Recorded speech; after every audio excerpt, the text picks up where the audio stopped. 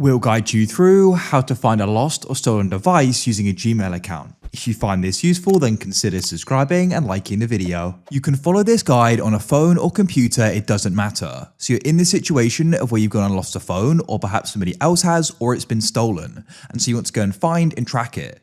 Now there's a feature on the phone or device which is going to allow us to go and do this. So hopefully if that setting's turned on, you can go and track and find it.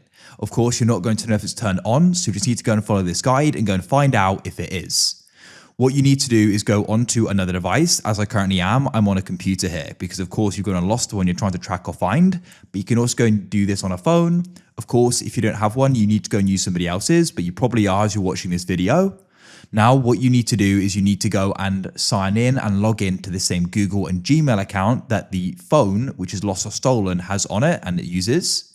So what you can do is come to google.com, go to the top right and press sign in. If an account's already signed in, go and press on it and you'll see the option for add account. If there's multiple, you have to press show more accounts and then press add another account and we can get to the sign in page. What you then need to do is go and sign in. So go and enter in the email for the Gmail or the Google account. And then what we can do is go and press next. And then what you'll need to do is go and enter in the password. So let me go and type mine in now. I'll press next and I'm now signing in, as you can see. Now, after you've gone and signed in, we need to go to the tracking. So what you want to do is go and type in Google Find My Hub, like so. And then you want to come to the Find Hub like this. What you need to do is go to the left and go and select devices. We're currently on people. So select devices, and now it's going to go and start tracking the device. So as you can see, in this case, you can go and see it here. If we go and click on it, there's a recent available, and we need to go and enter in the screen lock for the device to go and see it. So I can go and type mine in now. That's going to be the pin you go and use. So I've then entered it. I can go and press next, go and wait now. And now it's going to be able to go and contact the device and it's gone and tracked it where it was last seen.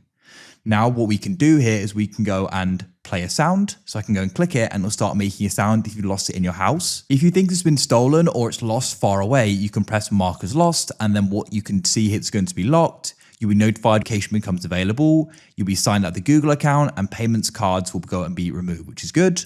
Or what you could do is if you're really worried about it is you can just go and factory reset it. Of course, everything is going to go and be lost, but that's something you can do if you want to just make sure it's fully secure.